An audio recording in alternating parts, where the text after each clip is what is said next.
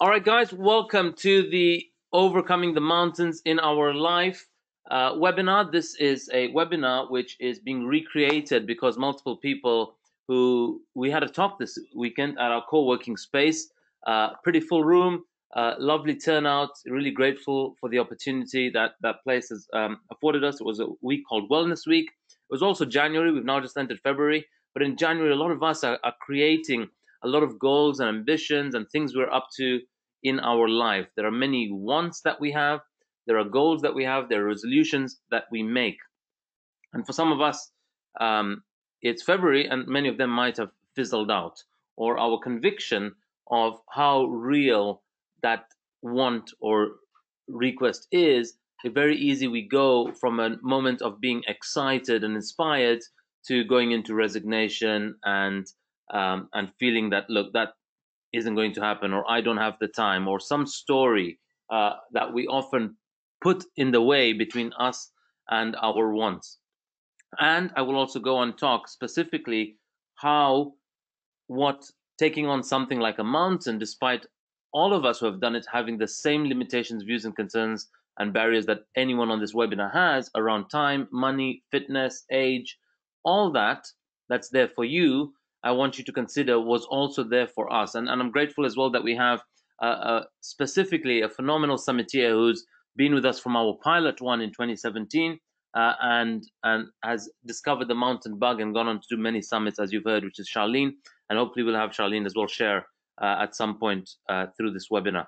Charlene is also coach with FITBANKER on the health programs, which is also, in many ways a health ambassador in Zambia, runs a gym there and is a great contribution to people's well-being and lifestyles over there in Zambia.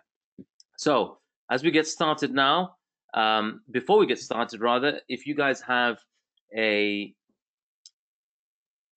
piece of paper there, I want you to write down the response or what comes to your mind when I say, when was the last time you did something for the first time? And what was it?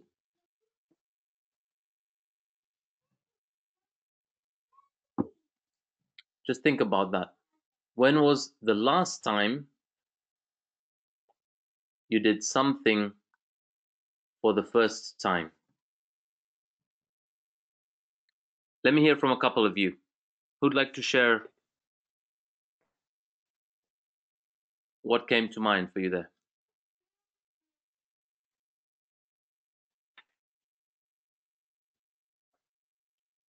Unmute yourself if you'd like to share. This is your webinar, guys. I'd just like to hear what came up for you there. Ravi, Rashma, Tunde, Sajal. Hi, Ronnie. Today I did 12 laps around the field. Wow, and was that the first time? Yeah. Wow, well done. Well done.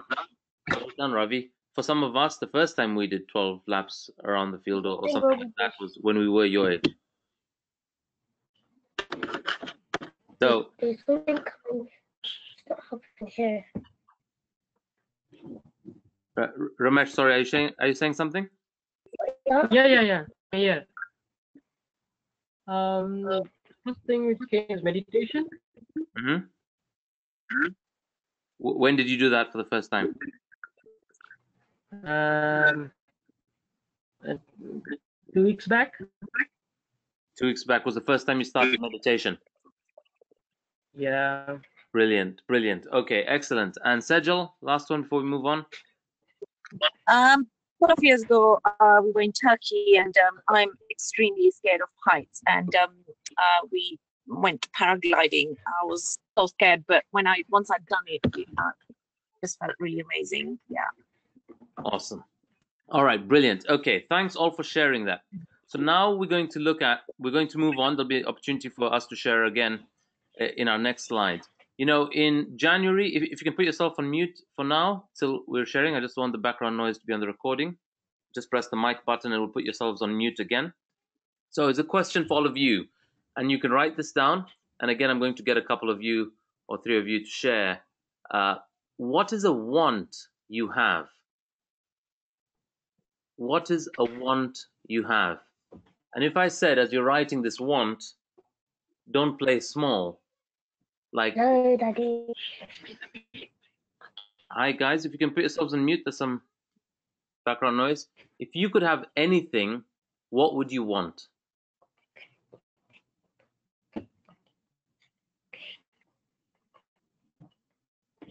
On the left here, we have what's called the Wheel of Life. And this Wheel of Life looks at our various areas. So look at things like in your personal growth. Look at things in contribution. Sorry, Ramesh, there's some background noise. I'll just put you on mute, and if you raise your hand, then I can unmute you. There's some background noise coming from there. So let's look at all our areas. Contribution.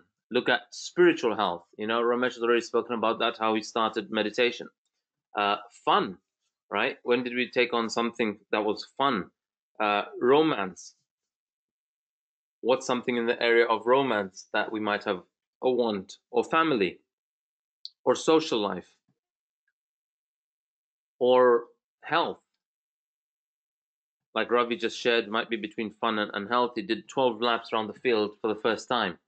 Or personal finances, money, wealth. What is a want that we might have there that we haven't articulated or dared to share? Or in our career. So when I was looking at this, when I was doing this exercise inside of a program that I'm on, a couple of programs I was on, there were certain wants that when I was looking at what these wants, there are various categories of wants I was being coached. There are what we call needs, and when we think of certain needs, we think of what came to mind for me was oxygen, food, shelter, you know, what's called Maslow's hierarchy, the essential human needs. Then there are desires, and then there are goals. We won't look too much at goals right now, but we look at the difference between needs and desires. When you're looking at desires, we saw under desires, there were things like, oh, okay, maybe a fancy sports car, maybe a really massive house, a mansion, maybe $1 billion, maybe money, maybe um, you know, some sexual desires. Sorry, we got Ravi on the call. Maybe something, you know, anything else. It might be anything that we want, and those are desires. And what we learned about desires is that a desire often remains a desire. What do I mean by that? So when we get that big house or that nice shiny sports car, when we get it, we still don't feel fulfilled, and it still remains a desire. So that which we have as a desire continues to remain as a desire. And that which we have as a need, the way we operate around it becomes a non-negotiable. And I remember how in my banking days, health and well-being and a six-pack kind of was like a desire. And if I didn't get it, it was okay. I could justify and be self-deprecating about my shape. I could joke when people said you're out of shape. I'll say, well, round is a shape, you know? So similarly, we do that about things that are real wants that we have. When we put them under desires, sometimes even when we attain them, we feel guilty. We feel, do I deserve this? Sometimes we feel, how long will this last? There's a relationship of scarcity around it. Let me maximize or max out on it while it's here, if it's a desire. And I realized that I had money or being wealthy under desires. And when it's under desires, it's kind of being processed in my mind as, oh, when I attain that, that's a bad thing. Because I'm also into my spiritual muscle and spiritual development and my personal growth. And I think that when I attain materiality, there's something wrong. But there's nothing wrong. There is nowhere where that is stated that material gains are bad. Like any tool, it's how we use it. It's how we, what we do with that money, what we do with those particular tools. And so I created a want of, okay, I want to be a billionaire. And initially, when I created it, I thought, let me bring articulation to it. I said, within my lifetime, I'll be a billionaire. And then I said, no, like I don't want to kind of hit that mark at 80 when there isn't enough time to enjoy and make a difference to billion of lives with that. And I said, I want that, say, within the next 10 years. So by the time I'm 50, I just turned 40 a couple of weeks ago. And And even when sharing that and saying that with people, there was a kind of like, what will they think? Will they laugh at me? I'm worried about the future. Like, what will happen if 10 years come and then I'm not a billionaire? What will people think? And I just thought, what if we could declare our want unhindered by what others would think or what we would think of ourselves, whether we attained it or not, but actually have the audacity, the daringness to actually articulate in words what you want and be that. Then we can then figure out the how. But what most of us do is we aren't clear with our wants. If it's in the area of health, we say, I want to lose weight, or I want to be stronger, or I want more energy, or I want to be rich. But the mind doesn't understand those unclear distinctions. If you want to lose weight, be specific. I want to lose 16% of fat by this date. If you want to be stronger, you can say that I currently run 35 minutes for 5 kilometers, right? Or 5 kilometers for 35 minutes. And I want to be able to run 5 kilometers in 25 minutes, right? And if you specify that, your body has a command from the mind to follow and execute upon. So most of us aren't even clear and declaring or sharing even with our own personal family the wants that we have. And these wants, if they sit for us as a desire, then we might feel bad in doing that. We might feel that others might judge us and doubt us around that. And it inhibits what's possible for us, because the first step to any greatness or anything we're taking on in life is the declaration of it. Yet we get stopped in what will society think of us. That said, I'd like to hear what some of your wants are. So share your wants. This is a safe webinar. It's being recorded only for people that either registered and didn't attend or joined late, and we'll be sharing that with them. But this is a want that anyway, you have a group of committed listeners who are other people on this webinar who are also interested in their greatness or something they want in their life, and they've joined for that. And you guys are all affording the space for each other, granting the space for each other, for people to share something that they're up to in their life. There's a saying by this philosopher called J.T. Cooley who says, we aren't who we think we are. We aren't who others think we are. We are who we think others think we are. And what that means is most of us are living inside of how we think we are perceived by others, or how we ought to be for others, or operating inside of what we think society expects us to conform to. And that's a very limited life to live. That's a very template, stencil driven life to live.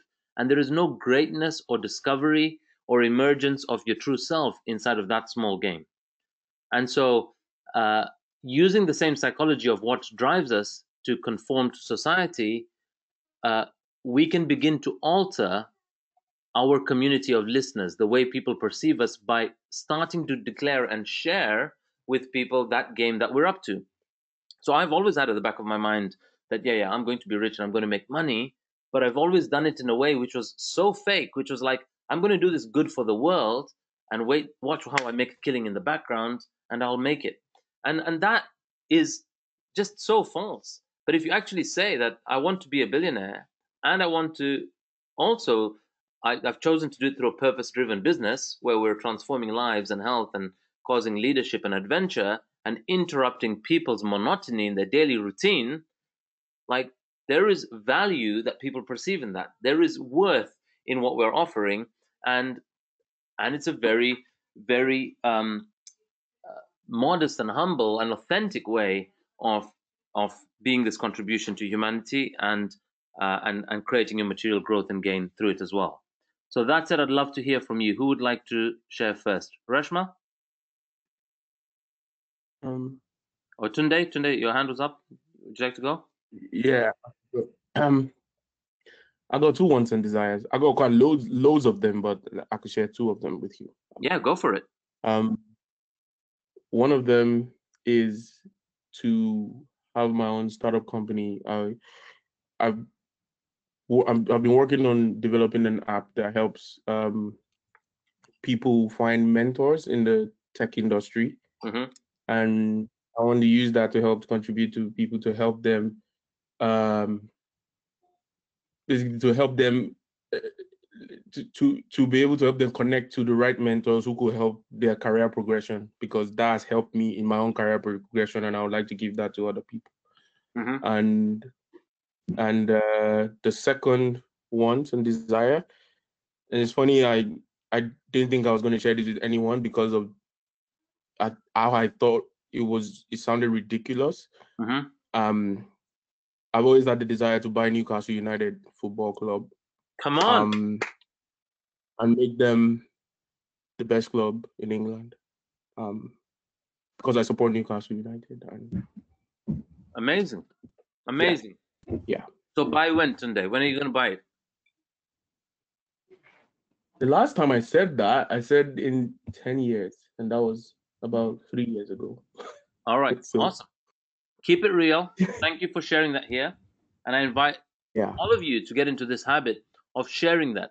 It has you show up and operate in life at a certain level that will be someone that operates there. And what I got is I said, okay, who am I going to be being as a possibility? Like, what way will I be around others if I'm saying I'm going to be a billionaire? And I shared this in a room, and inside of being billionaire, right, as a way of being, what happens is when I have to think about tasks that I'm doing, when I have to think about work that we're working on and stuff that needs to be allocated or done somewhere else, I think, what would a billionaire do in this situation? Now, being a billionaire is still an unfamiliar space, but I know I have to be an operator, do something that's unfamiliar to me, because the routine of the way I respond to, I have X number of bookkeeping journals to do, the way I deal with them is what's keeping me in the current status quo that I am. And I have to look at what's an unfamiliar way which someone at X level might take such a task on, or delegate it, or outsource, or whatever they may do. And I begin to already see new ways of operating and being in that area. So brilliant for sharing that, Tunde, and continue to explore if that's alive and real for you. And if you have that written somewhere, or some visual or an affirmation, then who do you have to show up every day that's going to be somebody that begins to play that game? Okay, who else would like to go? Hi, Ronnie. It's Hey, Ravi. Yeah. Well, I got two things. Well, I want to lose 3 kilograms by the end of the year. And this one's quite silly as well. But I want to be a professional cricketer when I'm older. Ravi, neither of those are silly. They're amazing wants to have. And I think by declaring that you want to lose 3 kilos, I think you can do that by end of March, very easily and very healthily. I'm happy to have a chat with you anytime after this weekend, or tomorrow, Monday. But that's a very achievable goal. And I have a nephew who's now 7 or 8 years old, and he also has this goal of playing cricket and playing for England team. And he's 7 or 8, and he's calculated. I think it says 2020. Is it the 2028 or 2027 or 2028 World Cup, where he's figured out that if his training goes on trajectory, that's when he's going to play. And that equally is something that can be real for you. So if you keep that real for you, Ravi, and you say that and share that with people, and you don't be hindered or stopped or pause in your thought around what will people think? Will they think this is silly? Let them think what they think, but what matters is what you think. And all you have to question and ask yourself is, inside of your cricket training or your fitness regime, is, am I operating and am I being somebody that's giving my best, taking actions in this area that will lead me to a desired outcome and result I want? And am I also learning from somebody who maybe has been there, that I can ask advice from? Because if I do things the way I've always done, I might get what I've always gotten, right? So we're going to look at that actually in the next slide. So brilliant shares, Ravi. I invite you to write those down and put a date next to them of by when, right? So you've said that already for the weight loss. Did you say about the cricket when? I'm not sure yet, but I I'm really focusing on cricket right now. Awesome. Put a date or an age by when, at what particular age you want that, and then you kind of have this roadmap or trajectory to get you to that particular physical existence of you on the court playing that, you on the pitch. Great plan, Ronnie. We'll help him work out a date. Thank you. Awesome. Okay, guys, so we're going to move on now to crack on with the webinar. That said, just like we've all declared a particular want, I want to give you an example of something we see happen so often in life, and it's called the fly and the window. The fly and the window is a story of a fly. A fly is in the house, it's trapped in the house, and the window's closed. And it got in, and we've closed the windows. And as the fly is trying to go out the window, it keeps going bzzz against the window, and it hits its head into the window. And it knocks itself into the window, and it gets a little concussion. It says, what the hell happened there? It sees this beautiful green garden. It sees the flowers there. It sees the sky. It sees the clouds. And it sees the other birds and bees and flies, and it wants to go out there to experience that thing it wants, that freedom. And it goes back again, so clearly seeing everything that it wants within reach, and keeps going and hits the glass again, and keeps going and hits the glass again, keeps going and hits the glass again. It's now getting dizzy. It's knocking against the glass. Nothing's changed. It's now getting concussion. A whole bunch of things are going on for this fly. And most of us are doing this in life. We are that fly trying to cause a shift in a particular area, but like the fly, what we're trying to do is we're just trying to do more of it. We're trying to think that if I do more or work harder, I'll get more. But we've seen that in life. If we look at many of, like if I use the example of money in my case, if I want to be a billionaire, I've seen people who've become billionaires who haven't just done more of what they did to make the first 100,000 or to make their first 10,000. So if we can all do something in life that's making us 10,000, it doesn't mean that you do the same thing over and over again or harder or more, because there are only 24 hours in a day that will get us to 100 or a million or a billion, right? Sometimes it's a whole different approach that we have to take. Now, the thing with the fly, and the difference between flies and human beings, is when I open the window for the fly is so familiar with the part of the window it kept going for. When it sees the bottom of the window pane rise up, it goes above and still keeps hitting the glass, and it still doesn't go out. And eventually it keeps knocking its head, and it dies, and it drops to the floor. And it never realized that there was this pattern interrupt, this opportunity, this window opening for them to step through and go and get what their want is. And that for the fly is called a pattern interrupt. It's not familiar with a pattern interrupt. It's not familiar with, hey, hang on, I keep trying to get through that door and it isn't on that door. Let me try this other way. And similarly, we do that from one year to the next. Now, if you guys pause and look and be straight with yourselves, if you look at all that you had as your goals or aspirations, your resolutions for 2019, and you look at those that you had for 2018, you might find that there is a lot of similarities between them. You might find that a lot of them haven't changed.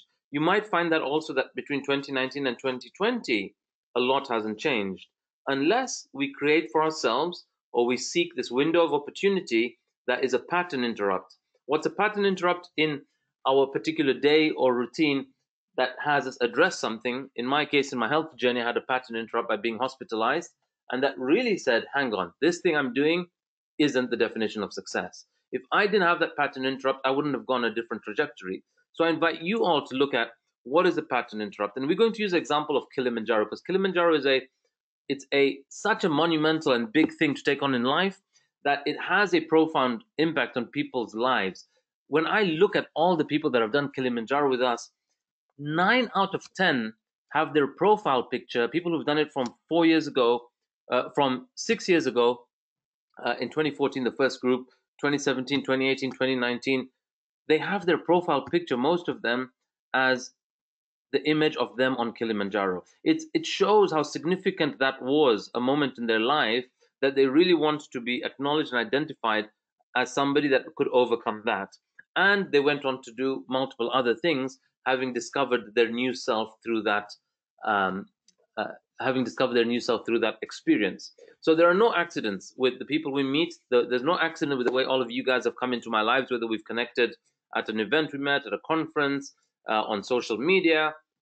And showing up today has also been a pattern to interrupt your day. Your Saturday mornings might be something very different. You might be eating crepes or lying in or watching TV or just out shopping. And so this webinar is to really, I will invite you to this pattern interrupt called Kilimanjaro, but at a minimum, take the lessons that we've all learned from it and how I've seen this because I've now done it 4 times. I'm learning about human psychology, and I'm learning, and I love and laugh and see people who are stopped and stuck and say they can't do this mountain, and then how they cause this amazing turnaround for them. And we're going to see some of those stories and what they've gone on to do. But before we do, I want to very quickly, many of you are familiar with this, but I'm going to very quickly go through my journey from FatBanker to FITBanker. I'm going to zoom through this pretty quick because I think most of you are familiar. But that was me on the left, transforming to the guy on the right. I started my career and I went into accounting and finance. Mummy and daddy said that was a logical thing for me to do. That's where you'll get money. You want to be a graphic designer? Don't be crazy. You can't do that. And so I was told I can't be a graphic designer or whatever I wanted to be. And I ended up studying in something that was pragmatic and something that was affordable for us to get education in, growing up in Zambia. And I ended up I was in that career for just over 12 years. The last 6 of them were with JP Morgan, where I was vice president. I worked in London, but I did some projects in New York for a while, a few stints there, and I did also some other pro bono projects in Senegal and Kenya and East Africa. We did work hard and we did party harder, much like the image in the bottom right corner. But living that lifestyle led to me being this guy. And our body is simply a communicator. And this body, all it's doing, our body is a defense mechanism. It's a coping mechanism. And when it's subject to undue pressure or stress, the body responds. It goes into a defense mode. It actually adopts a physiology that says, don't get near me. I'm too busy or stressed working on X, Y, Z. And that's how my body responded to, and I became this guy that I wound up, the fat banker. And I didn't, for 1 minute, by the way, feel I was in a stressful environment. I didn't hate my job. I thought I was doing pretty well. I loved it when I told my friends I work for JP Morgan and I'm VP, and they loved it. They looked up to me, but I was stuck in that trap. It's what I call the academic trap. It's when you're good at something and you've got something that's good in society's eyes, you're trapped. It's very hard to leave that because you have to leave the comfort of that. You have to leave the perception that people have of you of that. You have to leave a lot of that, and that takes a lot of courage and audacity to be able to do that. Welcome to the new joiners that have joined us. And this, while I was this guy, I tried to make the most of doing and living life as best as I could. So could I ask you to put yourselves on mute if you're not sharing? Welcome, Kiran. And so I'd still party. I still took on Kilimanjaro for the first time at 100 kilos. That's me in the middle there. And I still did the Daniel Craig pose on the beach in New Zealand. Now that you can see that's Daniel Craig. But that was some of the survival mechanisms I used in conversations when people said you're out of shape. I would use self-deprecating humor to say, well, I own it, and I would laugh at myself. But underlying that was somebody that was actually resigned and cynical that anything could ever happen. But I realized only when I was creating this presentation for the talk last week that the turning point for me in my mind came from, first of all, we had this setback. We had this pattern interrupt, which is we were newly married. We were 3 months pregnant. Ambika and I were in Edinburgh at the Fringe Festival celebrating her birthday and also the arrival of our newborn baby. And while we were there, we had a miscarriage and we lost our little one. And from that breakdown and that setback and that stress and me trying to console and comfort Ambika and me getting stressed about it, I got these heart palpitations. And these heart palpitations weren't going. That night, the morning after, the train ride back, and Ambi was having none of it. And I said, you know what, I'll drink some water, I'll do some deep breathing. And she just flipped and she says, there's no way I'm waking up tomorrow having lost another one. And she called 999, called emergency. I ended up in A&E that night. And I remember lying there on this hospital bed, and on the chair next to me on the right there, on my left there was Ambika sitting on this chair. It's like 3 or 4 in the morning, and she's dozing off on the chair. And I'm looking at her and I'm just thinking, damn, I'm VP in a bank, lovely salary, lovely title, great bank balance, but that means nothing and that is so not the definition of success when it comes to the area of health. And I was like, that's it, I've got to turn this around. And that began the onset of me studying and researching and understanding human physiology and what makes us fat and what actually is fat in our body, what is muscle mass, and how do you develop strength and how do you develop energy, and a whole host of things. And while I was on that journey, I was still transitioning out of banking. I was doing an internship in Kenya, and at the end of which we took on Mount Kilimanjaro. And I didn't have much prep for it. I was one of, if not the heaviest guy in our group on that mountain. That big red thing at the bottom of this image is not the whole Manchester United team. That's just me in a Manchester United top at the summit of Mount Kilimanjaro at 100 kilos. And when I realized that, what, 100-kilo guy can do this? Like, I didn't need to be an athlete. There were 18-year-old guys there that were young. There was, the eldest guy was 37 in that batch.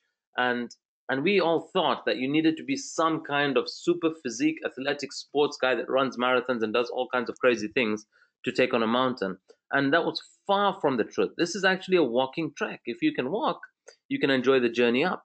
And if you need certain comforts like hot showers and toilets, then you can get those provided and you can enjoy the journey up and you can get your foods and everything taken care of. And it was so doable by me. It was doable by most of us. 18 out of 22 did it, or more, 19 of us maybe. And having done that, I realized, wow, if I can do this, I can do anything. I remember coming down from it, and the month after I was back in London. I'm still exploring what I'm doing. I haven't started a business or a job.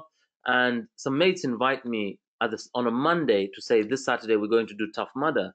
And I was like, no ways, man, I can't do that. I've seen the videos of Tough Mudder. And then I thought, hang on, I've just come back from doing Kilimanjaro, and none of these guys have done Kilimanjaro. Like, why am I freaking out? Like, my relationship to me shifted. I said, if I can do Kili, with which a countable number of human beings, a finite number of human beings have done, I can do anything. So I'm like, sign me up. I'm showing up. What's the worst that can happen? And so I did Tough Mudder, successfully did it. In fact, one of the other very lean, tall, athletic-looking guys, he couldn't complete. He had an injury. I went on then to take on my health after that, because I thought if I can do this, I can take on my health. So I was like, I'm just going to train. Like, in my mind, I created this mode called animal, and I'm going to train an animal mode. And I took that on, and I took on my nutrition, and I took on my sleep and my well-being and everything. And I ended up joining this body transformation challenge, and I won it. And winning that led to me, and doing so publicly, sharing and declaring what I'm doing, just like I'm asking you guys to declare your wants here. I did a post saying I'm going to get a six-pack, and that happened. I had the audacity to. And did I think when I said that statement that will people laugh at me in 6 months' time? Will people think, oh, what an idiot, look at him saying he's going to go for this? What, I can't wait to have the laugh at this thing. And who gets to have the last laugh? So by having the audacity to declare that want that you want, losing 3 kilos or being a cricket player for the English national team is completely within your reach if you simply ask the universe for it and operate authentically aligned with what that ask is. And that's what we get to discover inside of pursuing this particular vision or want called the summit of Mount Kilimanjaro.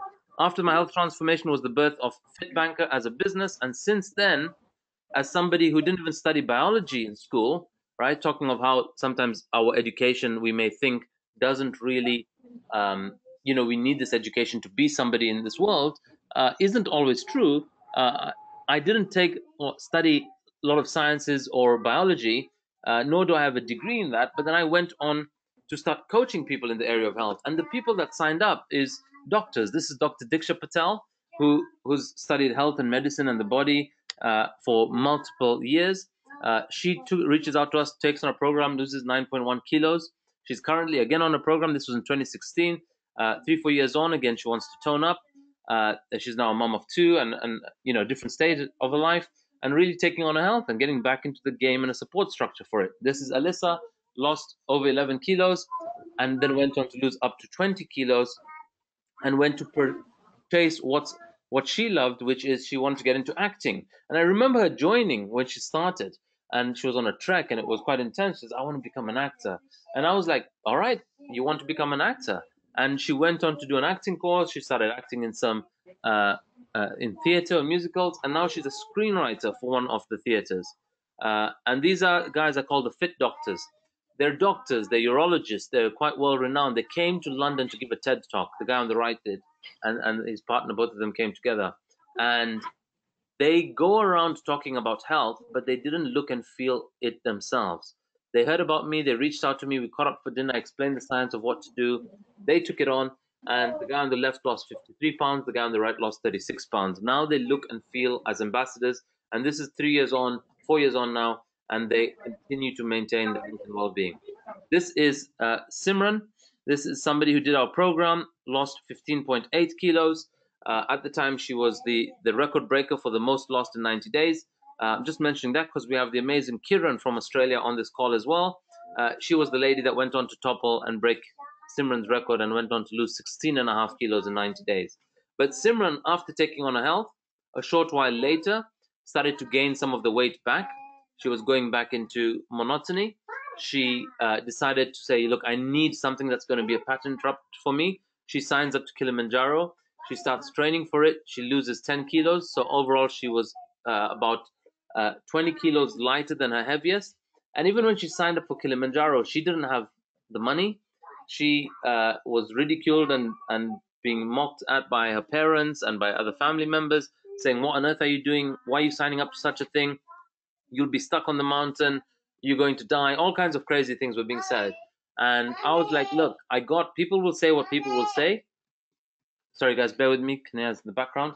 I said, people will say what people will say, but you need to stay true to what you declare is your want and operate aligned with that.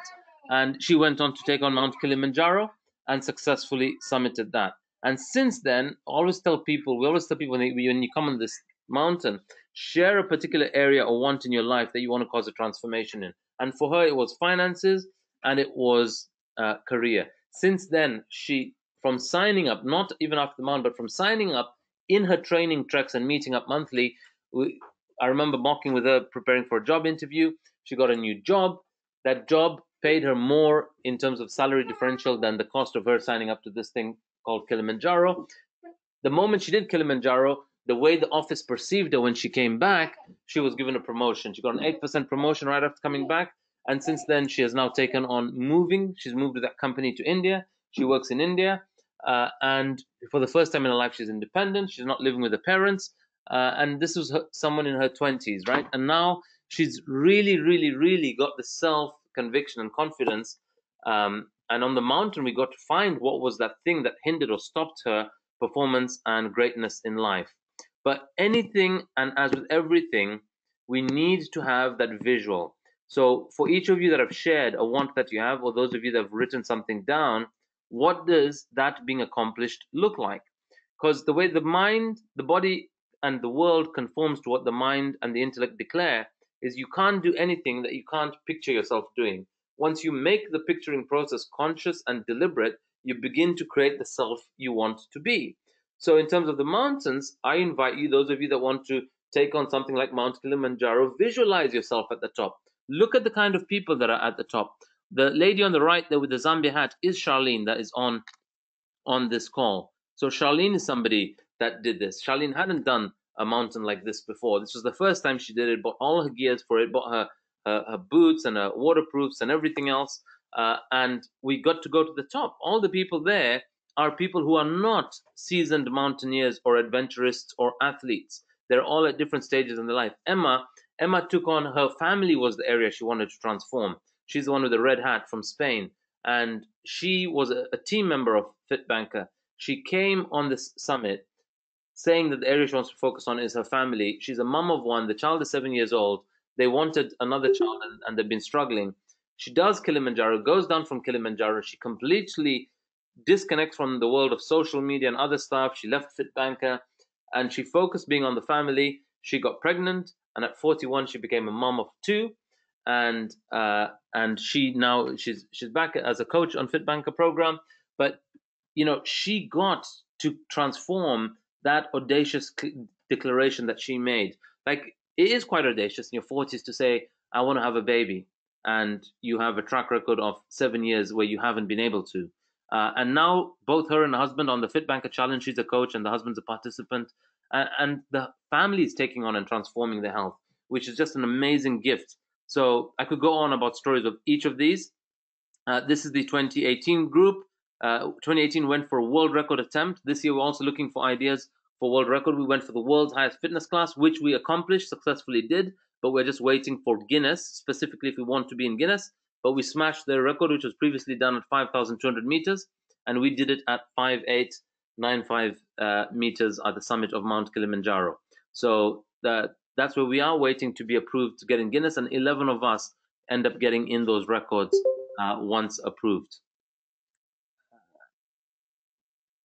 So those of you that are planning on joining this year, do come with some ideas if you want to go for a world's highest something record. This is the 2019 crew. Ravi, you can see in the top left corner, the girl here on my shoulders, who I'm just holding at the summit on my shoulders, is Dia. She's 9 years old. She just turned 10. And this is a group from all over, people from Botswana, from the US, from the UK, from South Africa, and Olika, who's also coached FITBANKER, bottom left corner, who took this on. All have taken this on and really caused a major shift in their world and in their lives. Now, the mountain gives you this new view and perspective of you because it's such a hard feat. How hard a feat is it? It's also such an in-demand feat. It's something which many people aspire to, and actually only 2/3 of people who attempt the mountain actually summit it. We've had good summit rates. 2 of them have been 100% of the groups have summited, and in 2018 we had 4 people that didn't out of 20 of us, so 80% summit rate. But I will keep telling you this, and we tell you in the preparation, that it's not about the summit. It's about you giving your best and you overcoming the old you and overcoming your own limitations. It's the world's tallest single standing mountain. How high is it? It's aeroplanes fly at about 30,000 feet. This is at 19,340 feet. So aeroplanes are between 20 and 30,000 feet. It's a 7-day climb. And so we are going over 70 kilometers spread out across 7 days, and you're walking. So can you walk 10 kilometers a day for 7 days on average? Yes, we can. Most of us can, with adequate nutrition, ample rest, stopping along the way, a slow pace. But we don't actually do 10 kilometers a day. We do 3 to 4 kilometers on some days. Some days we'll do 10 or 11 kilometers. And on the summit day, we'll have about 17 kilometers. So it's varied and it's spread out across 7 days to allow us to acclimatize extra, rest enough, eat well, hydrate well. In addition to that, we have 4 nights accommodation that are provided, with 2 nights before the mountain and 2 nights after, unless you're going on safari. And then the climate is, we'll go through 5 terrains, and there will be different temperatures of as hot as in our 30 degrees and up to negative 20 degrees Celsius at night at the summit. Sometimes in the daytime, it's about negative 5 degrees temperature, but still a very good, enjoyable one. We're doing 2 this year. We're going in August and in November. And in August is ideal for families because it's during school holidays. And in November, it's in the last week of November.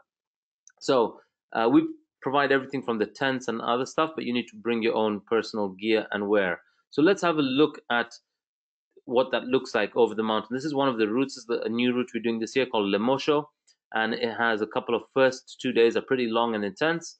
And once we get to summit, which is at Uhuru Peak at 5,895 meters, we then come down a different route called Mweka on the south side of the mountain.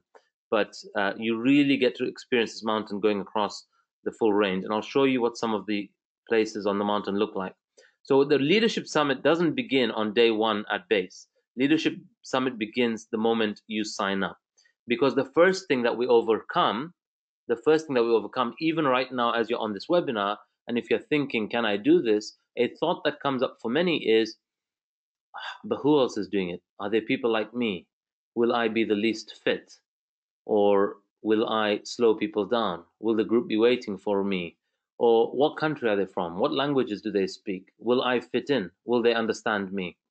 And those are just a childhood conversation that most of us had when we started going to nursery or a new school. We all want to fit in and belong, but that aspect or trait of us continues to be there whenever we're stepping into something new and unfamiliar. But it's always when we're stepping into something new and unfamiliar that we grow. When we go to school, we learn, we grow, and we gain from it. It's why school is important, our studies are important, our personal growth is important. But many of us actually stopped growing and learning the moment we left university. And this is an opportunity for us to take on that growth and learning for our own personal life. These are pictures of the global groups and communities, different parts of the world, connecting, sharing by WhatsApp. Pictures from the flight, leaving, going for the the airports. This is what happens on day one. We get everyone to connect. You've come from different parts of the world, and as you've come together, we have this conference room style workshop and a lovely buffet. Everyone gets to meet each other for the first time in person. Many of them, those that are UK based, get to meet earlier on the treks. And we do a host of exercises where you really get to deeply connect with each other. We do an exercise called the life mapping exercise. We do some mindset training. We create why we're doing this and share this with others. This is the 2019 group. We had a group from the US, from Botswana, from Zambia, from the UK, and 9-year-old Dia. Really, really, really epic memories only being created. And the intention of this workshop is really to bring a sense of team building and bonding. And what we tend to get is that regardless of where we come from, our background, our childhood, we all, at the core of us, our essence is human being. And we all have the same and similar aspirations and goals and the same concerns and the same, but no, Ronnie, you don't understand my family, or my parents said this to me or did this to me, or but my partner is this, or I'm not in a relationship, or society expects this of me. We're all dealing with the same stuff. It's just a different version and label that we attach to it. So we do these exercises to really get some of those childhood blocks of fitting in, or feeling, am I good enough? Or maybe even feeling, I'm way better than these guys. I shouldn't be here. I'll be bored. Overcoming that by getting curiously interested and engaged in others that are there. And we do that with these exercises. And they really have a profound impact on how that individuals came as individuals and form a team. This is us on day one before we go up. Again, then the image in the top left, in the middle, right by the board, that's Charlene. We have Hannah there on the left. Hannah also went on to, like, one of her best memories. Amir, his area he was working on was on relationships, and he got into an amazing committed relationship after that. The top right is a couple that did that, their husband and wife, and they never created or introduced adventure into their life.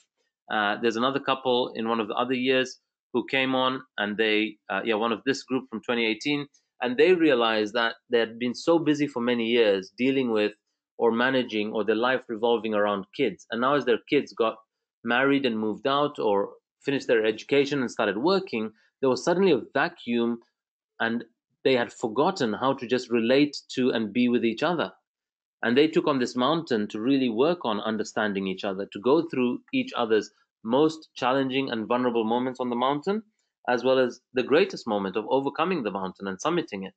And they've shared after that how amazing it's been. They then went on safari, and it was like doing a honeymoon after rediscovering each other.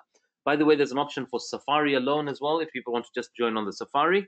So it's a beautiful group. In this group, we actually have a medical doctor with us because we were going for the world record attempt. So this guy in front here with the hat and the sunglasses on his hat with the black bag was our team doctor at the time.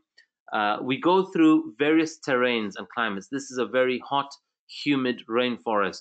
There might be some types of monkeys in the trees. Some routes you might see other animal, buffalo or elephant droppings. We don't actually see a lot of wildlife on this particular routes because they tend to stay away from where human passages. We do stretching along the way. We need to pause. We need to breathe. The top right corner, this is Abba and Ajesh from Zambia. And going through the heat, going through the long journey, going through the heavy weight of the boots or your backpack or the water, pausing, stopping to refill your water, toilet breaks, eating your food, sitting down in nature is and develops resilience and patience. You also find that what you need on this mountain, if we operated that way through life, we would be a lot more effective at the things that we do. We experience and learn the value of minimalism. How can we live life with the essentials? How can we go up the mountain with only that which we need that serves us, rather than the excess things that are just indulgent, which are good to have, or we're doing because everybody else in life is doing, but we're never questioning why and whether we need them. To me, that's kind of like skiing. I've never gone on skiing. I haven't got skiing, but I might do it because, again, the world is doing it. I'm tempted to go and sample it, but I guess I'll only get it if I do it. I know those of you that skiers here will probably tell me that I must try it. So gratitude, we get to campsite and you've had a very tiring day. You're finished. You feel spent just day one, and you find that your tents are laid out for you. Your bed mattresses are laid out. Your sleeping bags are laid out. And your lunch and your dinner is laid out for you. And they're labeled vegan and vegetarian and gluten intolerant. And they've catered for every need that we've prepared for. We start off by checking in, signing in, take a photo of that campsite. But it's that gratitude that I've accomplished one day of what felt like really hard. 1 out of 7 is done. In fact, to get to the summit, it takes 5.5 days. So 1 out of 20% of getting to the top is kind of done. In the morning, again, we wake up with gratitude because the first thing that happens on your tent, you get a little tap on the tent, and they say morning, and they offer you either a tea, a coffee, or a hot chocolate. And you get that, you get the beautiful morning sunshine. We go out, we brush our teeth, we get ready, we wash our face, and the journey continues. We go into the next terrain, which is alpine heath. So you can see the trees are changing to more green, and then at some point the vegetation disappears. On day 3 is the day I call Giving Birth Day. Why do I call it Giving Birth Day? There is a saying out there when people ask how hard is Kilimanjaro, they say it's as hard as giving birth. But I always say, and we know many mums, and some of your mums, that even though you found childbirth hard, you went on to have another baby. So that's how hard it is. It is challenging, it's painful, but it then makes you want more as well.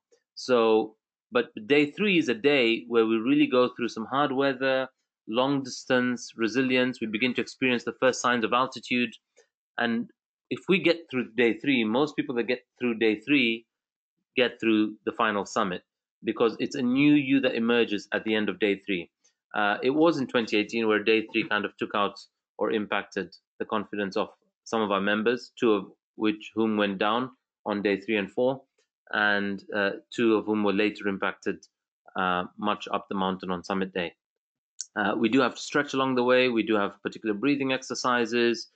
We do keep our eyes on the vision, as we do with whatever our want or goal is. Guys, let's have that visual of that, get that picture of the box at Newcastle where the owners of Newcastle are sat there, and go and put your face on it and picture yourself being there at Newcastle, and have that visual clear, that vision in front of you of what you're working and aspiring towards.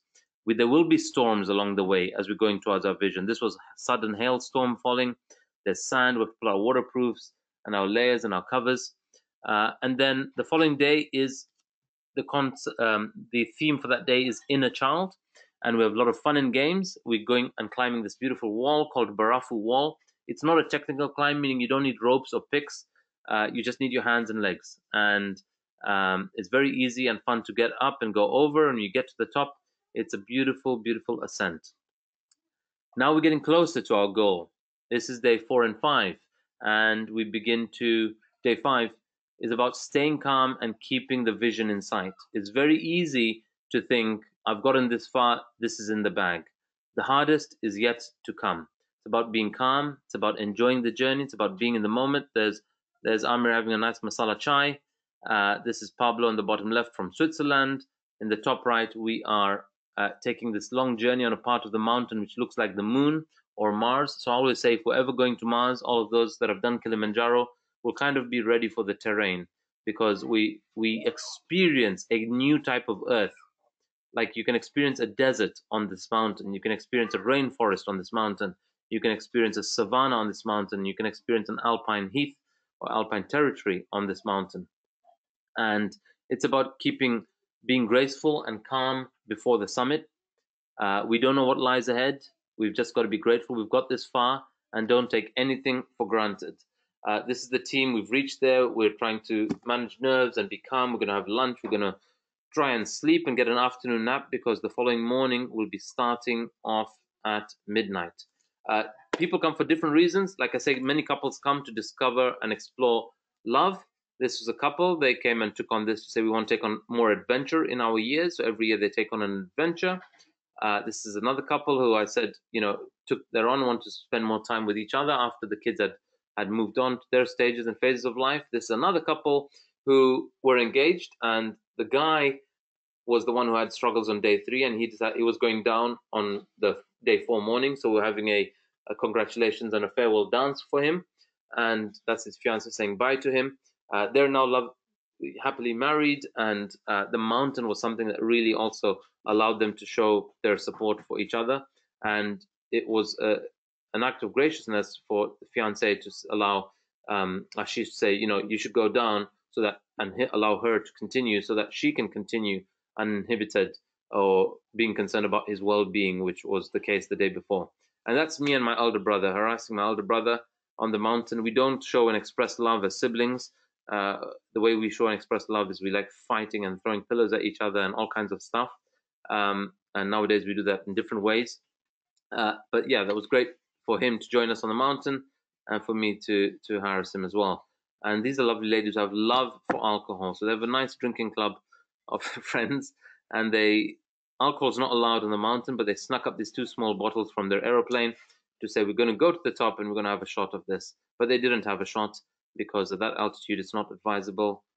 You might get a bit too light too early. And then we get to discover nature. This is what the morning sun looks like you're opening your tent to barren land where there's nothing, space, not concrete jungle in front of you. You have your tents laid out, you get up, you see the morning sun. This is Dia, who many times on the mountain would be asking, are we there yet? And there's always a bit more of the journey to go. And this is her enjoying and embracing the journey. This is what the beautiful red sun looks like in the morning. This is the early morning sun as well, just before sunrise. This is a lagoon on the mountain. Like a lagoon is a natural lake that has formed from melting glaciers from the top of the mountain or from rainfall, and it collects here. It also does feed if there is any wildlife. Back then there used to be a lot more things like mountain goats and other animals there. Not so much now, but there are oddly some skulls around this lagoon of some animals, so they would have been at some point. Then comes summit night. The summit night is our test of character. This is where we dip into our subconscious bag of everything that we've been working on, and everything that we've been working towards building is put to the test. But the ultimate thing that's been put to the test is ourselves. And nobody's pressurizing you. Nobody will force you on summit night. It's every moment is a moment for you to ask yourself, is this my best? Is this my best? Is this my best? And you keep going. And when you do that, walking through the dark in the night where it's cold, you could get -5, -10, or even -15 degrees Celsius wind chill. We keep going. We have hot drinks, we have snacks, we have some singing along the way to keep us going and positive. This was a video that Ambika shared with some of the participants who, for them, some were dealing with menopause, some were dealing with that time of the month, some were just concerned or nervous about it, and she sent a little encouraging video of what her summit night was like when we did in 2014. We carry on through the dark, and this is the signs of the first light coming through. This is Tammy from Zambia, and this is the first sunrise that comes through. People are taking their first selfies and photos with the first light. In the dark, we can't take many photos. Then we reach the rim of that mountain. The first point of the rim is called Stella Point, and for whatever reason, some people turn back from here because the actual highest point is there in the background where you can see a little mountain slightly high in the back. And so we have to walk around the rim of the mountain to go there.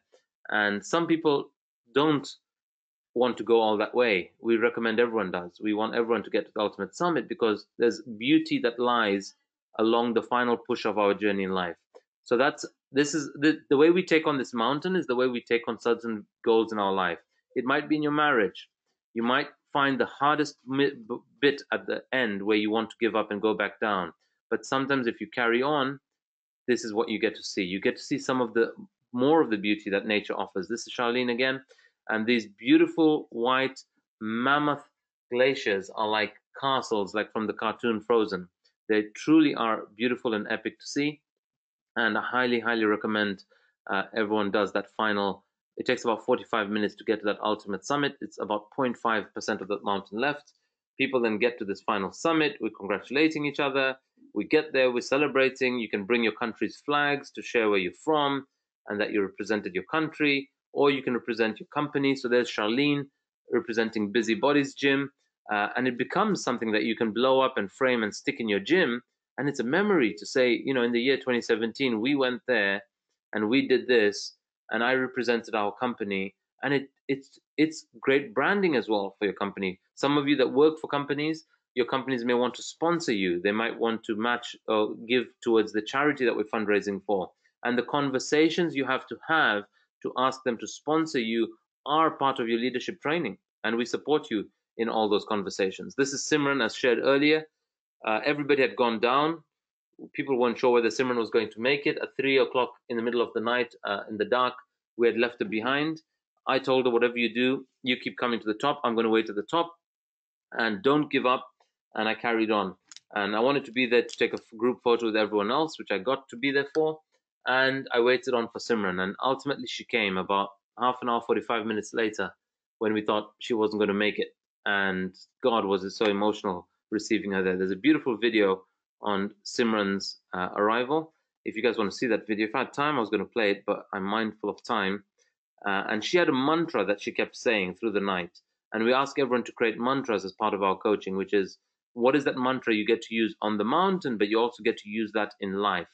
I didn't get this far to just get this far. That was hers. And so I invite you all to also look at the thing that you want in this life, whether it's losing 3 kilos, playing for a cricket team, buying Newcastle United. Have a mantra that's going to continually remind you to stay on course and on track and not fold and give up or play small.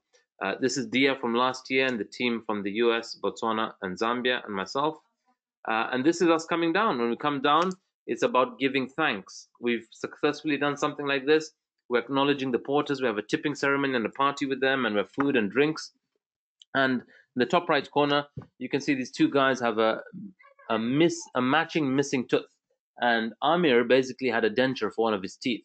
And with the walking through the night with the altitude, he started throwing up. And as he vomited and threw up, he didn't realize till half an hour later that a tooth is missing. And he goes and tells his guide, who's Josephat, who also happened to have a missing tooth in a similar place, to go find it. In the dark, Josephat goes to get it. And every year we have FITBANKER awards. And some of the awards are funny awards. And so they, as you can imagine, got the Lost and Found award. So that's what they got. And every year we've had a host of very funny and memorable incidents that happen on the mountain that we remember and talk of for years. But day 9 after the mountain is our Seva day. It's a day of giving and gratitude. It's a day of really acknowledging the people because of whom we get a chance to take on this mountain. And that really is the porters and the guides and the local communities there. And so the first year we're fundraising for a school. So, you know, if you join us on this, think about that you contribute to classroom where 60 people or between 30 and 60 kids get to go and study, who otherwise won't have access to an education. But because you chose to take on something like this, we got to make a difference to people's lives over there. So this is us going to visit that school the following day. Kids came in on a weekend in their uniform because they're excited to meet the people that are fundraising for them. Some parents came in, the teachers came in. It was really a beautiful opportunity to be able to talk and share with them. They are learning obviously in Swahili or Chaga, and we have somebody translating what we're sharing with them. This is a school which has a reception, a year 1 and a year 2, and to the left here, that wall which is incomplete, we're building year 3 for them. The following year, we went to fundraise for a deaf center. We did some tree planting there. We got to meet these deaf kids, about 106 at the time, and it's managed, administered, and overrun by the Lions Club. So there's a bit of comfort and transparency with the local Lions Club. And we fundraised $7,000+ to sink a borehole. And this year we fundraised about $4,000 something, which is going to go towards a solar panel, which is going to power that borehole. You might have heard that your network is your net worth.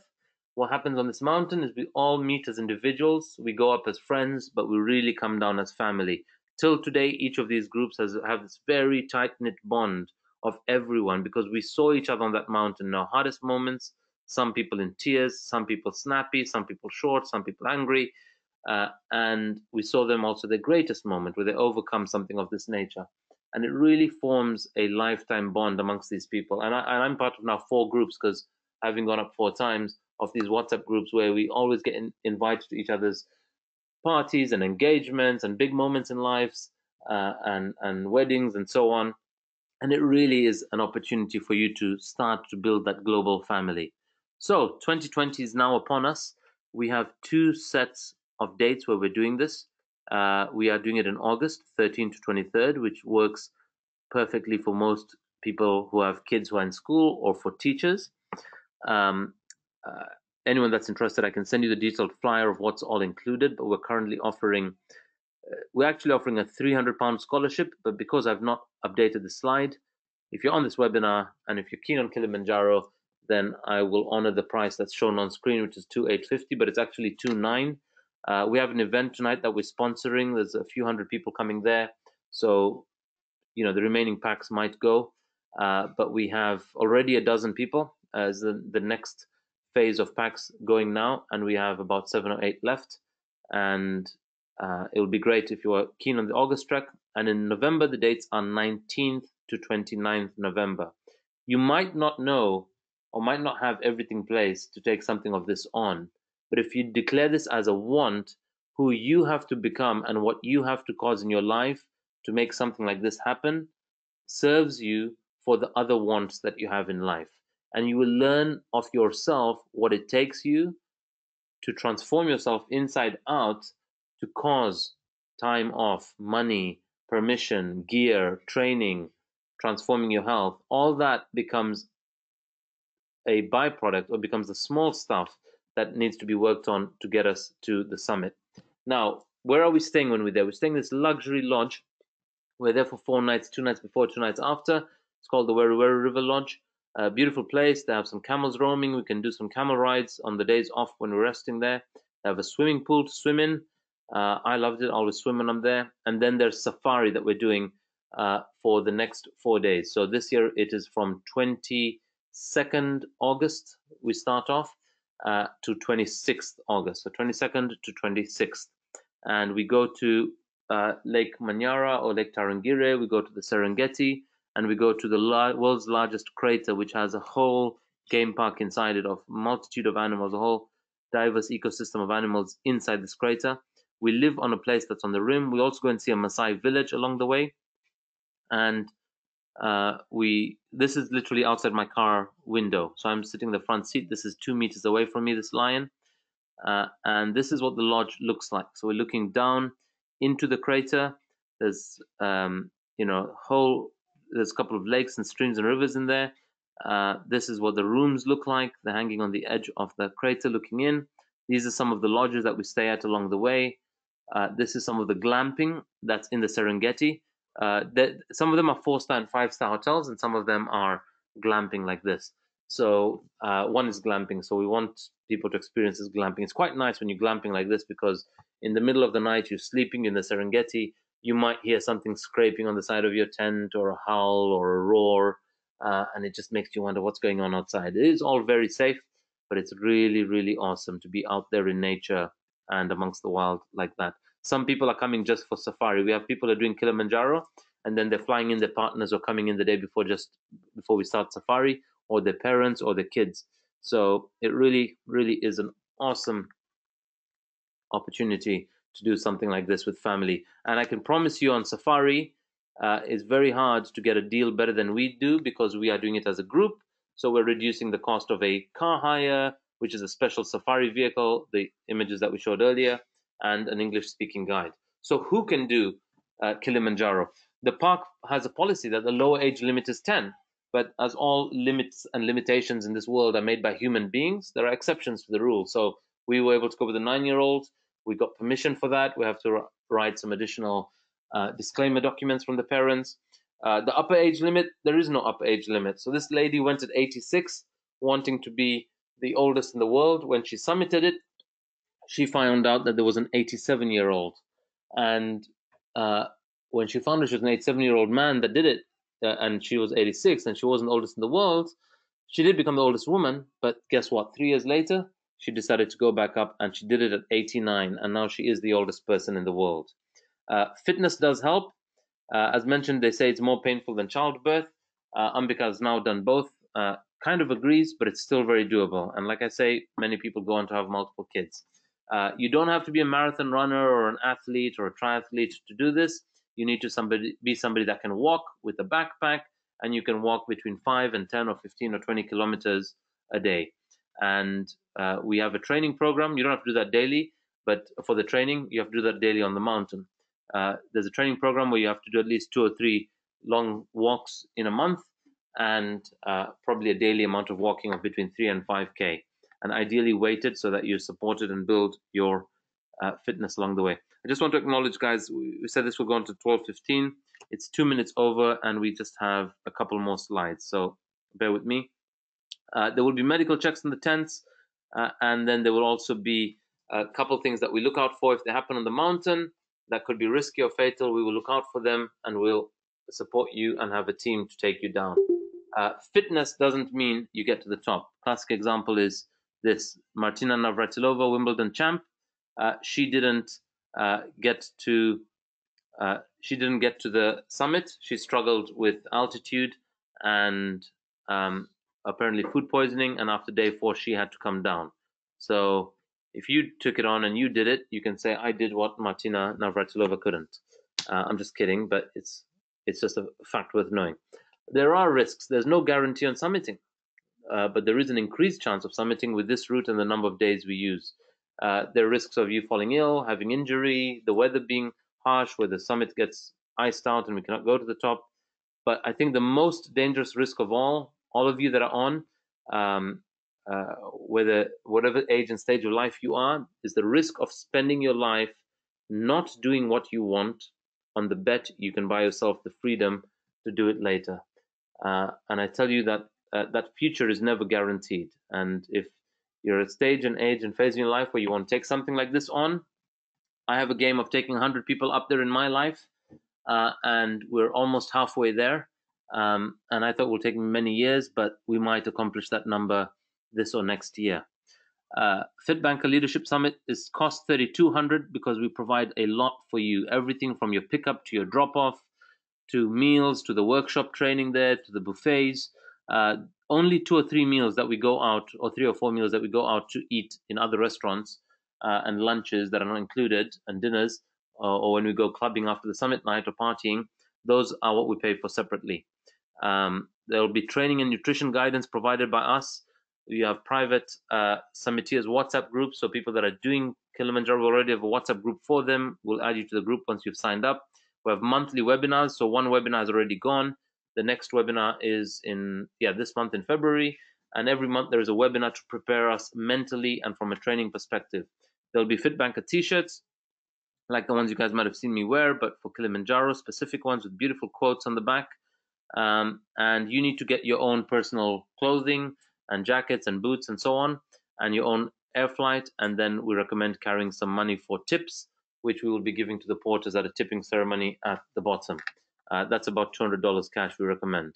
But while it's $3,200, as mentioned, there is a £300 scholarship, which is bring the price down to $2,900 if you're paying in full. I already mentioned earlier that the other slide was showing $2,850. We will honor that for anyone on today's webinar, but we actually have people who've already signed up at this price at $2,900. But would love to have you join, so I'm just doing what I can to support you to make a decision easier. And yeah, if there's anything else, any questions, you can let me know. And I just want to remind you guys that life is more about the experiences than it is about the things that we own. Because in the end, you won't remember the time you spent working in the office or mowing your lawn. Climb that goddamn mountain. Thank you all. Any questions? Anyone have any questions or comments or something you'd like to share?